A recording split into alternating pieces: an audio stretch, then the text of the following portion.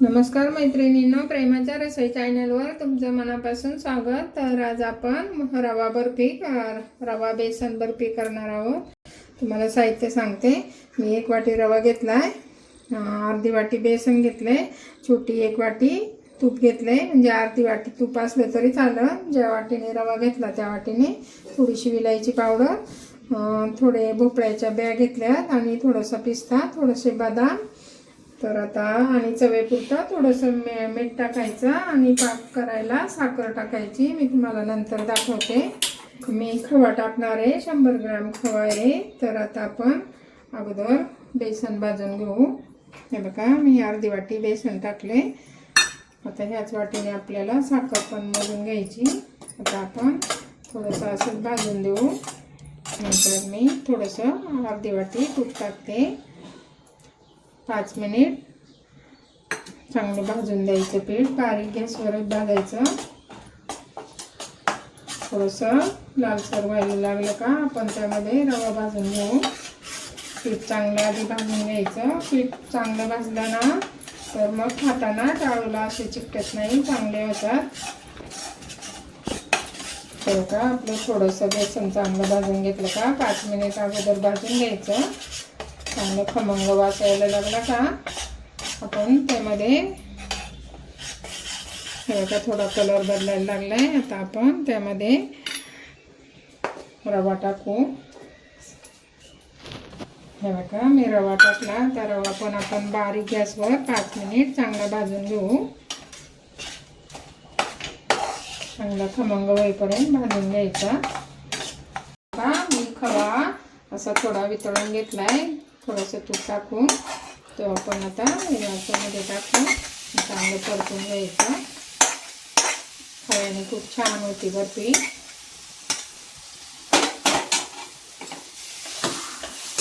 अशी चांगली परतून घ्यायचं का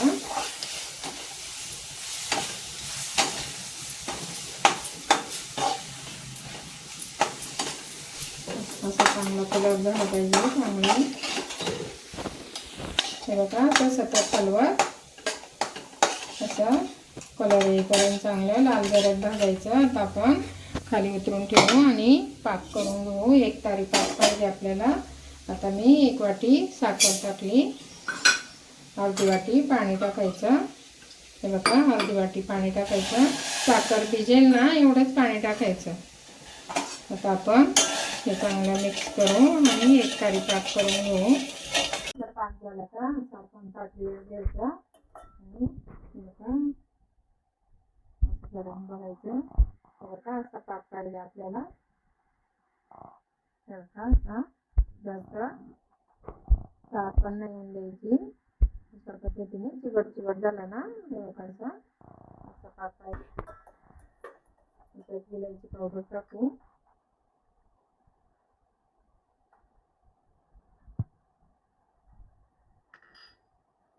चांगलं मिक्स करून घेऊ।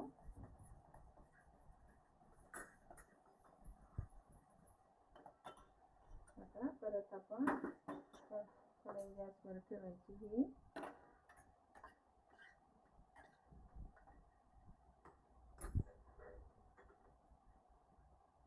आता मी चिमूटभर मीठ टाकते, म्हणजे चव चांगली लागते। आता आपण हा पाक आहे ना, पाक केलेला आपण त्या मिश्रणात टाकून घेऊ आणि चांगलं मिक्स करायचं। बारीकच गॅस ठेवायचा, गॅस मोठा नाही करायचा। अशा पद्धतीने चांगलं मिक्स करून घ्यायचं। थोडंसं गोळा होईपर्यंत चांगलं मिक्स करायचं। आपण कलरसाठी थोडासा मी येलो कलर आहे तो टाकते।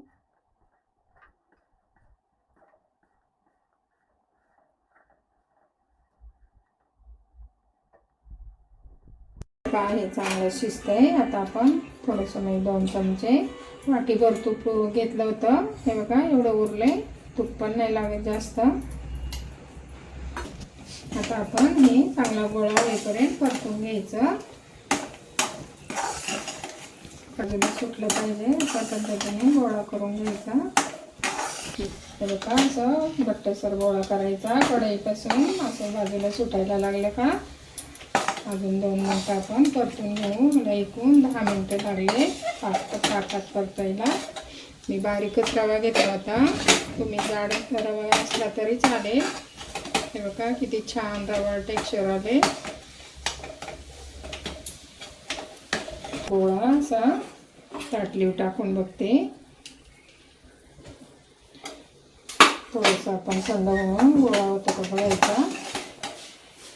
हाताला नाही चिकटलं का मग आपलं बघा अजून थोडंसं चिकटते. बघा अशा पद्धतीने गोळी झाली पाहिजे. आता आपल्या अजून थोडंसं हलवू आपण. हे बघा मी आता गॅस बंद केला आहे, असंच थोडा वेळ हलवते. हे बघा किती रवा छान झाला आहे. आता आपण भांड्याला खाली तूप लावून घेतलं आहे, वरून बटर पेपर लावला आहे, त्याला पण तूप लावलं आहे. आता आपण असं काढून घेऊ.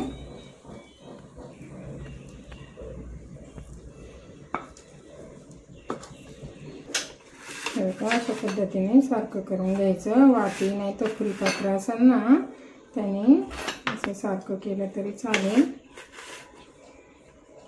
हे बघा थोडंसं असं वाटीला तूप लावून घ्यायचं, असं सारखं करून घ्यायचं.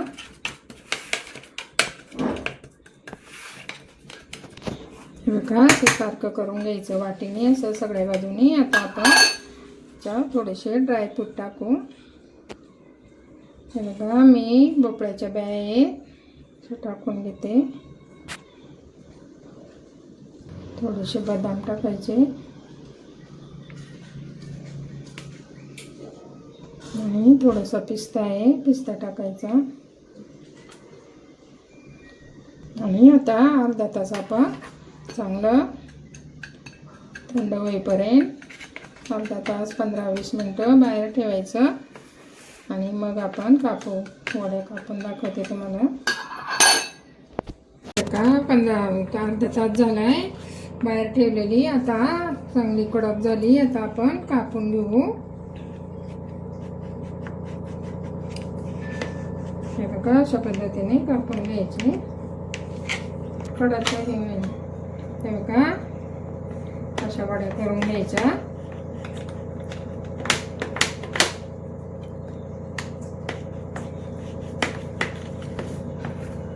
तर मी या बाजूने पण चौकोनी वड्या करून घेते.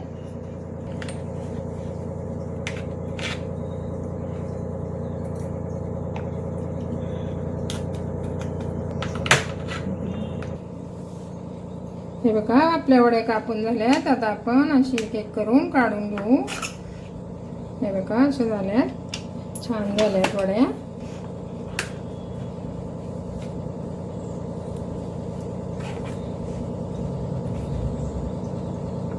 हे बघा असं ते टिश्यू पेपर लावलाय तो काढून घेऊ. हे बघा आपल्या सगळ्या वड्या आता आपण अशा काढून घेऊ.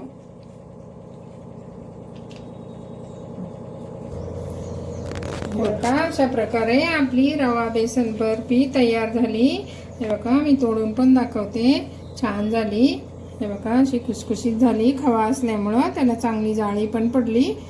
तर आवडली तर नक्की करून बघा. आवडली तर लाईक, शेअर, कमेंट आणि सबस्क्राईब करा. नवीन चॅनलवर असाल तर. Bye bye.